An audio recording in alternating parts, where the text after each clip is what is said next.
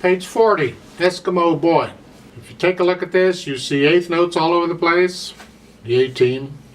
You also see sharp signs introduced in here. Look at the very beginning. You have a D sharp. Well, a D is here, so a D sharp is here. So that's where you are there. And there's a lot of D sharps in this thing. And then in the left hand, look at this second line, second measure. In the left hand, you have an A, then an A sharp, and then a B. So you got A sharps in the left hand all over the place. You got D sharps in the right hand all over the place. Good luck remembering all that. If you remember the rule for accidentals, it applies to that point in the measure for the rest of the measure. So at the beginning here, the pickup measure, that's it. But then in the next measure, you get another one. Well, that applies for the rest of the measure. So that second D in that measure is also D sharp. It's in the same measure. That's about it, except for the counting. So what you do first is you go in and get the notes. Forget the rhythm, just get the notes. So your hands, your 2, 3, that puts you here. And then they want you to play the C with the left hands here. You're in middle C position. Here. And then a D sharp E, and then a B, and a D sharp E, and then an A, and a couple G's, and that's actually pretty much it for the piece, for the most part. So just go through and carefully work out, make sure you have the right notes, and then once you have the notes, add the counting. Comes in on beat 4, because there's a pickup beat.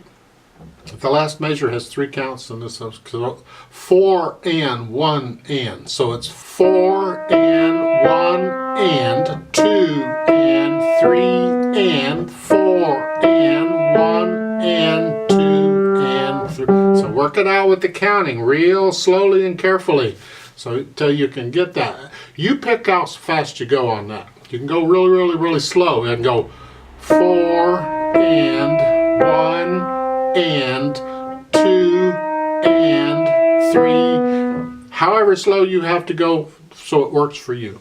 That's what counts.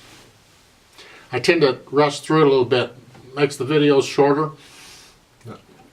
but you take it your speed. A little bit about fingering. Fingering is going to get trickier as the music gets more complicated. It's been pretty straightforward so far.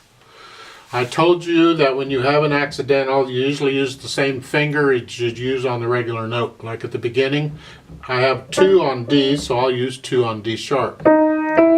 It's fine. Well, look at the second line, second measure. When the left hand is doing this, you're here. You're here. I'm going to use the second finger on the A sharp because I'm using third finger on the A. If I didn't play an A before it, I could use third finger on the A sharp. But here, third finger's busy, so I got to use something else. So I'm going to use second finger on the A sharp, and that brings the thumb down to the B. I sort of changed positions in doing that, and this is one of the ways we change positions in hand positions in piano.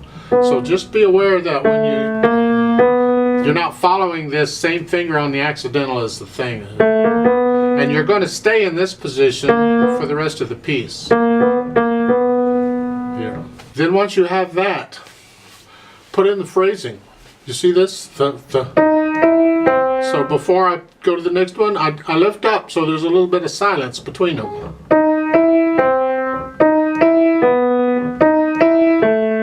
The phrasing adds a whole lot to it, so put in the phrasing and get that worked out.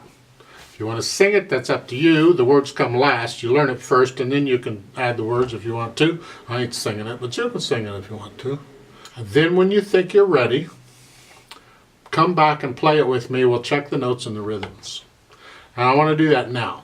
So I'm going to give us 3 counts, and we'll come in. So go ahead and put your hands in middle C position, except you have a D sharp. You're going to have an A sharp. Eventually, we'll get there. 1 and ready and go and 1 and 2 and 3 and 4